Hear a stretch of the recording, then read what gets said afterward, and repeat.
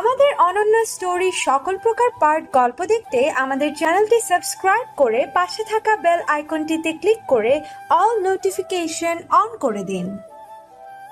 কাল থেকে কেন বললাম না আজ থেকেই? ও আজ থেকেই? আচ্ছা আচ্ছা। মায়ের কণ্ঠস্বর স্বাভাবিক নয় মনে হতেই তীক্ষ্ণ দৃষ্টিতে তাকালো শাবাব। ভাবুক কণ্ঠে বলে উঠল, মা কি ভাবছো তুমি এত মন দিয়ে? সব ঠিক আছে তো? ছেলের প্রশ্ন নাজমা বেগম তার দিকে পূর্ণ দৃষ্টি নিক্ষেপ করে বলল, হ্যাঁ আমি। না রে কিছু না। তুই খেয়েছিস তো দুপুরে নাকি খাসনি এখনো? শাবাব এবার অবাক হলেন বটে। সে তো ঘন্টাখানেক আগে এখানে বসেই খেয়ে গেল। তিনি নিচু হাতে খাবার বেড়ে দিলেন, তাহলে হঠাৎ আবার কেন জিজ্ঞেস করছেন? হ্যাঁ খেয়েছি তো। তুমি কি ভাবছো বলো তো মা, কি হয়েছে? নাজমা বেগম আরেকবার দেখলেন হীরের রুমের দিকে। ছেলের পানে তাকিয়ে মন খারাপ করে বললেন, মেয়েটা এখনো পর্যন্ত দুপুরের খাবার খায়নি। কি করছে ঘরে বসে জানি না। এভাবে না খেয়ে থাকলে তো অসুস্থ হয়ে যাবে। কাউকে যে পাঠাবো ডাকতে সেই সময়ও তো পাচ্ছি না। নিজেও যেতে পারছি না, বাকিরাও পারছে না। যে যার কাজ নিয়ে ব্যস্ত। মায়ের কথাগুলো মনে লাগলো শাবাবের। পেছন ফিরে একবার দেখলে হীরের ঘরের বন্ধ দরজাটা। হীর যে তার জন্যই রুম থেকে বের হয়নি, তার আদেশ পালন করছে না খেয়ে দিয়ে। নিশ্চয়ই খুব খিদে পেয়েছে তার। শাবাবের বুক চিরে তপ্ত দীর্ঘশ্বাস বেরিয়ে আসলো। মায়ের দিকে একবার আর চোখে তাকিয়ে বলল, তা তুমি আগে বলবে না? আমায় বলে তো আমিও ডেকে নিয়ে আসতে পারতাম। তোকে কোথায় পেতাম বল? তুই তো বাবরসিদের সঙ্গে কথা বলতে গিয়েছিলিস। শাবাব মাথা নিচু করে নিয়ে আবারও দীর্ঘশ্বাস ফেলল। অতঃপর মায়ের উদ্দেশ্যে বলল, হ্যাঁ আচ্ছা ছাড়ো ওসব কথা। এখন তুমি এক কাজ করো, ওর জন্য কিছু খাবার দাও, আমি ওকে দিয়ে আসছি। নাজমা বেগম দ্রুত উঠলেন খাবার আনার জন্য। কিছুক্ষণের মাথায় খাবার নিয়ে এসে ছেলের হাতে দিতে দিতে বললেন, কিন্তু ও তো আমার হাতে আগে না খেলে খাবে না। শাবাব মুচকি হেসে বলল, এখান থেকে এক লোকমা তুলো আর হাতে মুড়ে পাশে রেখে দাও। আমি ওকে বলে দিব এটা তুমি দিয়েছো, কেমন? নাজমা বেগম খুশি হয়ে গেলেন ছেলের কথা শুনে। তিনি তাই করলেন শাবাব যা বলল। শাবাব আবারও হাসলো মায়ের বাচ্চামো দেখে। মা এক লোকমা ভাত পাশে সাজিয়ে দিতে সে চলে গেল হীরের রুমে। দরজাটা এখনো আগের মতোই চাপানো, যেভাবে সে রেখে দিয়ে চলে গিয়েছিল। শাবাব দরজার সামনে কিছুক্ষণ স্থির হয়ে দাঁড়িয়ে থেকে আস্তে করে দরজা ঠেলে ভেতরে ঢুকলো। গত কয়েক ঘন্টা আগে সে চলে যাওয়ার পরে হীরের রুম যেমন ছিল এখনো তেমনই আছে। ভেজা তোয়ালেটা নিচে পড়ে আছে। ড্রেসিং টেবিলের উপরে জিনিসগুলো কয়েকটা নিচে পড়ে আছে, আবার কয়েকটা ড্রেসিং টেবিলের উপরে এলোমেলো হয়ে বিছিয়ে আছে। শাবাব সবটা দেখে ছোট্ট করে দীর্ঘশ্বাস ফেলল। সামনের দিকে তাকিয়ে দেখল হীর বিছানার মাঝামাঝি কাত হয়ে শুয়ে আছে। মনে হচ্ছে কাঁদছে, কিন্তু না, সে কাঁদছে না, বরং কাঁদতে কাঁদতে এভাবেই ঘুমিয়ে পড়েছে। শাবাব বাহাত বাড়িয়ে দরজাটা চাপিয়ে দিয়ে আস্তে আস্তে এগিয়ে গেল হীরের বিছানার দিকে। খাবারের প্লেটটা বিছানার উপর রেখে নিচে পড়ে থাকা তোয়ালে এবং বাকি জিনিসগুলো সব উপরে উঠিয়ে রাখলো। তোয়ালেটা বিছানার উপর রেখে ড্রেসিং টেবিলের সব জিনিসপত্রগুলো সুন্দর করে গুছিয়ে রাখলো। বিছানার পাশে এসির রিমোটটা তুলে এসির পাওয়ারটা আরেকটু বাড়িয়ে দিয়ে রিমোটটা আবারও ঠিক জায়গায় রেখে দিল। তারপর ধীরে সুস্থে হীরের পাশে বসে তার মাথায় হাত রাখলো। মুখের উপর পড়ে থাকা চুলগুলো সরিয়ে দিয়ে মুচকি হেসে আলতো করে চুমু খেলো হীরের কপালে। চোখের কোণে এখনো জল লেগে আছে। শাবাব হাত দিয়ে মুছে দিল সেই জল। মুখের সামনে হাতটা তুলে হীরের চোখের জলের দিকে তাকিয়ে রইল কিছুক্ষণ। মনে মনে ভাবল, যেই আমি তোমায় কখনো কাঁদতে দিব না বলে নিজের কাছেই প্রতিজ্ঞা করেছি, সেই আমি তোমায় কাঁদিয়ে চলেছি প্রতি ক্ষণে ক্ষণে। শাবাব, সরি হিরপরি, সো সরি। প্লিজ এবারের মতো ক্ষমা করে দাও। আর কখনো শাবাব তোমায় হার্ট করবে না, প্রমিস।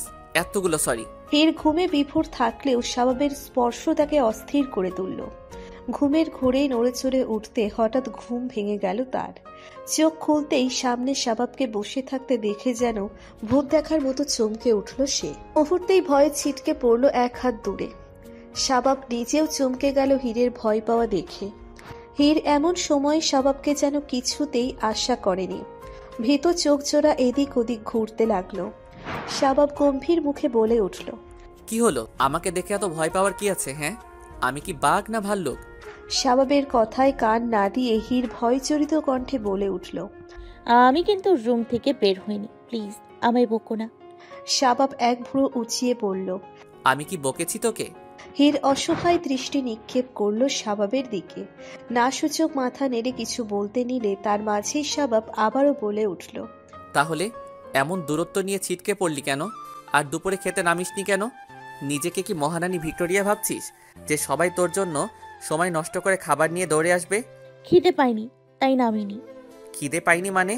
দুপুর গড়িয়ে বিকেল হয়ে গেল, একটু বাদে সন্ধ্যা হয়ে যাবে, আর তুই বলছিস তোর খিদে পাইনি?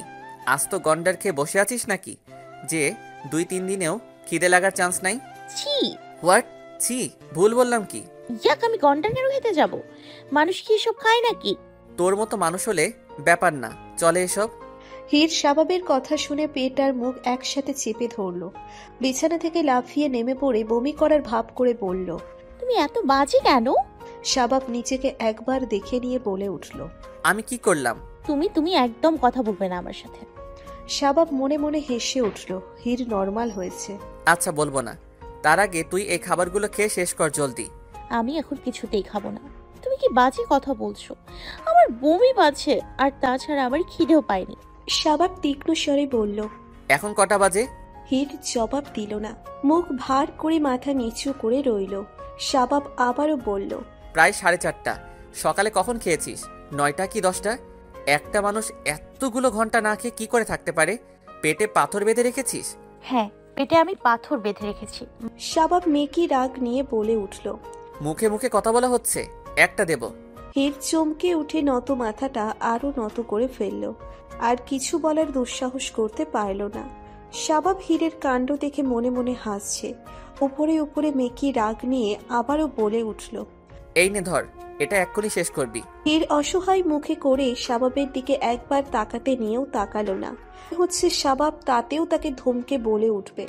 তোর এত সাহস, তুই আবার মুখ তুলে দেখছিস আমায়? সব দিকে হলো জ্বালা। হীর মনের বিরুদ্ধে হাত বাড়িয়ে খাবারের প্লেটটা নিল। শাবাবও হীরের হাতে প্লেটটা উঠিয়ে দিয়ে ছোট্ট করে দীর্ঘশ্বাস ফেলল। হীর প্লেটটা বিছানার উপর রেখে আসন করে বসল। অতঃপর পুনরায় প্লেটটা হাতে নিতে গেলেই শাবাব কি ভেবে প্লেটটা নিজের দিকে টেনে নিল। হীর বিস্ময় নিয়ে তাকাতেই শাবাব বলে উঠল, মা তোকে খাওয়ানোর দায়িত্ব আমায় দিয়ে পাঠিয়েছে, তাই আমি কোনো রকমের রিস্ক নিতে চাই না। হীর বিস্মিত কণ্ঠে বলল, মানে? আমি নিজ হাতে তোকে খাইয়ে দিব, তারপর খালি প্লেট নিয়ে গিয়ে মাকে দেখিয়ে বলবো, মা এই দেখো, আমি আমার দায়িত্ব সম্পূর্ণরূপে পালন করে এসেছি। হীর মুখ কুঁচকে তাকালো শাবাবের দিকে, বলল, কোনো প্রয়োজন নেই, আমি খাবার নিয়ে নিচে চলে যাচ্ছি। আর বড় মাকে বলছি খাইয়ে দিতে। তোমার এত কষ্ট করতে হবে না, দাও এদিকে। শাবাব অবাক হওয়ার চেষ্টা করে বলল, মা তোকে কি করে খাইয়ে দিবে? মা পারবে না বলেই তো আমাকে পাঠালো। আর তুই মায়ের হাতে প্রথম লোকমা খাওয়ার জন্য কাহিনী করবি বলে মা এই যে প্রথম লোকমা নিজের হাতে মুঠ করে দিয়েছে। হীর ভালো করে তাকিয়ে দেখলো প্লেটের পাশে এক লোকমা ভাত মুঠো করা, যা দেখে তার মনটা খুশিতে ভরে উঠল। এখন আর খেতে কোনো আপত্তি নেই তার, সুতরাং শাবাবের হাতেই খাওয়া যাবে। হীরের ঠোঁটের কোণে হাসির রেখা দেখে শাবাবের মনটাও হালকা হলো।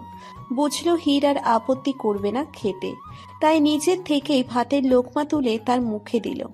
সেও আর বাত সাধল না, চুপচাপ হাঁ করে খেতে আরম্ভ করলো। শাবাব এবং হীরের ছোট্ট ছোট্ট ঝগড়া এবং মন কষাকষি সবটাই দরজার আড়াল থেকে শকুনি দৃষ্টিতে পর্যবেক্ষণ করে গেল কেউ। দরজার ওপাশে কারোর উপস্থিতি হীরের বোধগম্য না হলেও শাবাবের সূক্ষ্ম মস্তিষ্ককে এড়াতে পারল না তার তীক্ষ্ণ নজরকেও এড়াতে। আগন্তুকের উপস্থিতি সে যেন মনে প্রাণে চাচ্ছিল। আগন্তুক এবার যত বেশি হুঁশিয়ারি করবে সে তত তাড়াতাড়ি ধরা পড়বে। হীর বাচ্চাদের মতো করে চিবিয়ে চিবিয়ে ভাত খেতে লাগলো। তা দেখে শাবাব বলে উঠল, এভাবে করে কেন খাচ্ছিস? আজ অব্দি কি ভাত খেতেও শিখিসনি? হীর চুপসে গেল। শক্ত চোয়ালে ভাত চিবানো বন্ধ করে কপাল কুঁচকে তাকালো শাবাবের দিকে। শাবাব ভ্রু নাচিয়ে ইশারায় আবারও একই প্রশ্ন করল। হীর শাবাবকে পাত্তা দিল না, এমন একটা ভাব করে আবারও চিবোতে লাগলো। হীরের বাচ্চা মতে শাবাব এবার না পেরে হেসে উঠল। শাবাবকে হাসতে দেখে হীরের খুব অপমান বোধ হলো। মনে হলো শাবাব তার খাওয়া দেখে হাসছে, তাই কোনো রকমে খাবারটুকু গিলে নিয়ে কাঁদো কাঁদো মুখ করে বলে উঠল, তুমি হাসছো কেন? শাবাব হীরের প্রশ্নের জবাব না দিয়ে নিজের মতো করেই হেসেই চলেছে। হীরের এবার বেশ রাগ হলো। সে মনে মনে সিদ্ধান্ত নিয়ে ফেলল সে আর শাবাবের হাতে খাবে না। এক লোকমা তো দূর, একটা দানাও সে আর মুখে তুলবে না। যেমন ভাবা তেমন কাজ। হীর রেগে গিয়ে দাঁড়িয়ে গেল। মুখ ভার করে অন্যদিকে হেঁটে চলে যেতেই শাবাব অবাক কণ্ঠে বলে উঠল, পানি না খেয়ে চললি কোথায়? হীর রন্টকিয়ার ভাব নিয়ে হেঁটে যাচ্ছে। শাবাব আবারও বলে উঠল, খাওয়ার শেষে যে পানি খেতে হয় তাও জানিস না ইডিয়েট? জলদি এসে পানি খা, আর নয়তো মাইর পড়বে এবার। হীর থমকে দাঁড়ালো। ভ্রু কুচকে শাবাবের দিকে ফিরে তাকালো। শাবাব তার মতোই ভ্রু কুচকে দাঁড়িয়ে পড়ল। বকার সুরে বলল, অন্তত খাবার খাওয়াটা তো ভালো করে শেখ। হীর বারবার অবাক হচ্ছে শাবাবের কথায়। শাবাব বারবার পানি পানি কেন করছে? একবারও খাবার নেওয়ার কথা কেন বলছে না? কি হলো? হীর শাবাবের কথায় জবাব দিল না। তার থেকে দৃষ্টি নামিয়ে প্লেটের দিকে তাকাতেই আঁতকে উঠে মুখ চেপে ধরল। একই কাণ্ড, প্লেটে তো একটা দানাও অবশিষ্ট নেই। সে এতক্ষণে সব সাবার করে দিয়ে তবেই উঠেছে। লজ্জা, লজ্জা। হীর কাছুমাছু করে শাবাবের দিকে তাকাতে শাবাব তীক্ষ্ণ দৃষ্টি মেলে দেখল তাকে। হঠাৎ সে এমন অদ্ভুত অদ্ভুত রিয়াকশন কেন দিচ্ছে? শাবাব হীরের ব্যাপারে বুঝতে না পেরে এবার হীরের দৃষ্টি অনুসরণ করে তাকালো। হীর বারবার খালি প্লেটের দিকে তাকাচ্ছে। তাই সে ভাবল হীরের এই খাবারে হয়তো পেট ভরেনি। সে আরো খেতে চাচ্ছে, কিন্তু বলতে পারছে না। তাই সে নিজেই বলে উঠল, খাবার কি আরো নিয়ে আসবো? শাবাবের প্রশ্নে হীর যেন লজ্জার সাগরে হুমড়ি খেয়ে পড়ল। আমতা আমতা করে কিছু বলতে নিয়েও বলতে পারল না। শাবাব হীরের আমতা আমতা করা দেখে কিছু বলতে নিলেই হীর দৌড়ে ঢুকে গেল ওয়াশরুমে। ওয়াশরুমে দরজাটা বেশ শব্দ করে লাগাতেই শাবাব চমকে উঠল। মনে হলো হীর তার মুখের উপর দরজা লাগিয়ে দিল। মনে মনে ভাবল, ওর কি খিদে মেটেনি? আরো খাবার নিয়ে আসা দরকার ছিল। এসব ভাবতে ভাবতেই শাবাব নিচে চলে গেল। নাজমা বেগম অপেক্ষায় ছিলেন শাবাবের। শাবাবকে খালি প্লেট নিতে নেমে আসতেই দেখে তিনি হাঁপ ছেড়ে বাঁচলেন। পুনরায় গরুর মাংসে লবণ চেখে কষাতে মনোযোগী হলেন। শাবাব প্লেটটা টেবিলে রেখে বাসার বাইরে চলে গেল। তরি মেসেজ করেছে, সে বাসার কাছাকাছি তো এসে পড়েছে, কিন্তু বাসা চিনতে পারছে না। রোড ভুল করে ফেলেছে। শাবাব হাঁটতে হাঁটতে চলে গেল রাস্তার দিকে। এদিকে হীর ফ্রেশ হয়ে চেঞ্জ করে একদম পরিপাটি হয়ে নিচে নামলো। সে নিচে নামতেই মন জুড়ালো সবার। মেহেন্দির অনুষ্ঠানে যেন প্রাণ ফিরে এলো। হই হুল্লোড়ে মেতে উঠল বাড়ির প্রত্যেক কোণা কোণা। এতক্ষণে নামার সময় হলো? অভিযোগে মোড়ানো কণ্ঠ সানিয়ার। হীর নিজের মেহেদি নিজেই পড়ছে। পড়ার ফাঁকে সানিয়ার প্রশ্ন কানের মধ্যে আওয়াজ দিতেই আর চোখে তাকালো। দাঁত কেলিয়ে একখানা হাসি দিয়ে বলল, ভুল করে ঘুমিয়ে পড়েছিলাম। সানিয়া মুখ কুচকে বলল, ভুল করে আবার ঘুমিয়ে পড়ে কি করে? এই মনে করো তুমি তোমার বেডে চিত হয়ে বা কাত হয়ে শুলে, তারপর ঠাস করে ঘুমিয়ে পড়লে, সেটাকে বলে ভুল করে ঘুমিয়ে পড়া। আচ্ছা, এই যে ঠাস করে ঘুমিয়ে পড়া যার জীবনে এই প্রথম শুনলাম, একটু অভিজ্ঞতা করা উচিত, কি বলিস? হীর সানিয়াকে হাসতে দেখে নিজেও হেসে ফেলল। উপর নিচ করে মাথা নেড়ে বলল, নেহাল ভাইয়ের কাছে যাওয়ার আগে আগে আমি তোমাকে এই অভিজ্ঞতা করিয়ে দিব, কেমন? সানিয়া হাসতে হাসতে বলল, ওকে। এসো তরি, আমরা সবাই তোমারই অপেক্ষা করছিলাম। আকস্মিক তরির নাম শুনতেই দৃষ্টি কুটিল হয়ে উঠল হীরের। পাশ ফিরে বড় দরজার দিকে তাকাতেই চোখের সামনে ভেসে উঠল তরির ঝলমলে হাসিপূর্ণ মুখ। সেই একই রকম হাসি শাবাবের মুখেও বিদ্যমান। দুজনেই ভেতরে ঢুকে আসলো একসাথে পা ফেলে। যা দেখে মুহূর্তের মাঝেই যেন আগুন জ্বলে উঠল হীরের গায়ে। সে মেহেদি পরা বন্ধ করে থমকে রইল। শাবাব তরিকে নিয়ে সোজা তার সামনে এসে দাঁড়ালো। যদিও তার সামনে নয়, সানিয়ার সামনে, কিন্তু সানিয়া তার সঙ্গে থাকায় তাদের দুজনের ছায়া তার উপরই অধিকাংশ এসে পড়েছে। সানিয়া তরির উদ্দেশ্যে নরম কণ্ঠে জিজ্ঞেস করল, তোরে কেমন আছো?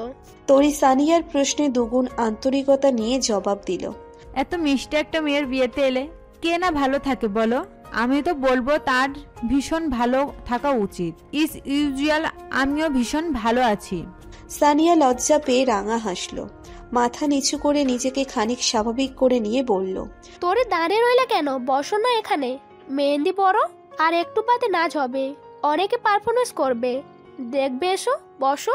তরি মৃদু হেসে ভদ্রতা দেখিয়ে তার পাশে বসল। শাবাব আর মেয়েদের মাঝে না দাঁড়িয়ে নিজের কাজে চলে গেল। তরি অনেকক্ষণ যাবৎ আর চোখে নজর রাখছিল হীরের উপর। শাবাব চলে যেতেই সে হীরের উদ্দেশ্যে বলে উঠল, ওয়াও হির, এই ডিজাইনের মেহেদি তুমি নিজে পড়েছো? ভালোই তো ছিল সানিয়ার সাথে, আবার হঠাৎ তাকে নিয়ে কেন পড়লো এই শাকচুন্নি? হীর অনিচ্ছাকৃত হাসি দিল, জবাবে অনিচ্ছুক স্বরে ছোট্ট করে বলল। তরি অবাক হওয়ার চেষ্টা করে বলে উঠল, wow, it's really fabulous.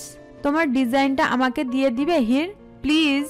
Heer এক আকাশ সমান বিরক্তি নিয়ে তাকালো তরির দিকে, কিন্তু নিজের বিরক্তি প্রকাশ করলো না। সবটাই মনের মধ্যে চেপে রেখে মনের বিরুদ্ধে বলল, হ্যাঁ কেন নয়। Wow, thanks so much dear. Heer মুখে জোরপূর্বক হাসির রেখা ধরে রেখেই নিচের হাতের ডিজাইনটুকু কমপ্লিট করলো।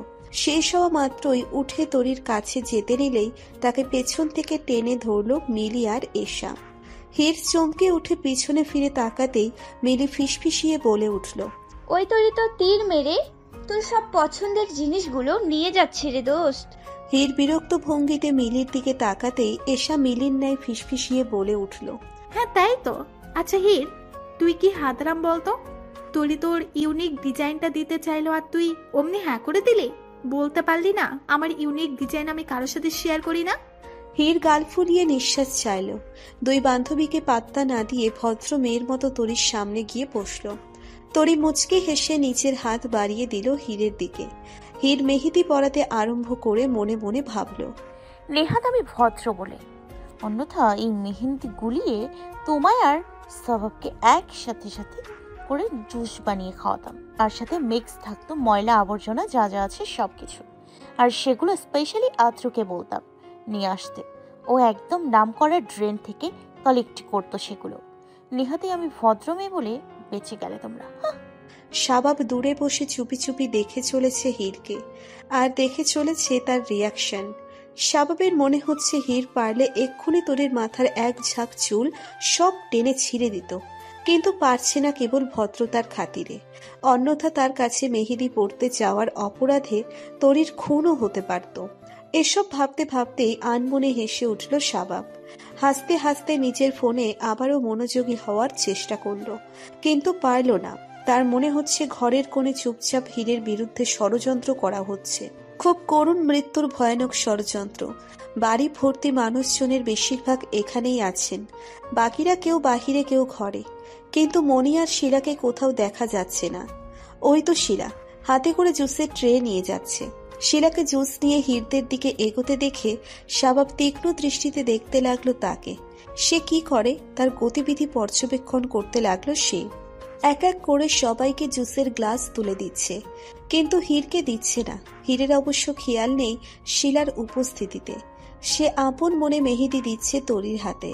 তরি শাবাবের দিকে তাকালো, ভ্রু নাচিয়ে প্রশ্ন করলো, এনি ডাউট? শাবাব চোখের পলক ফেলে বুঝালো, ইয়েস।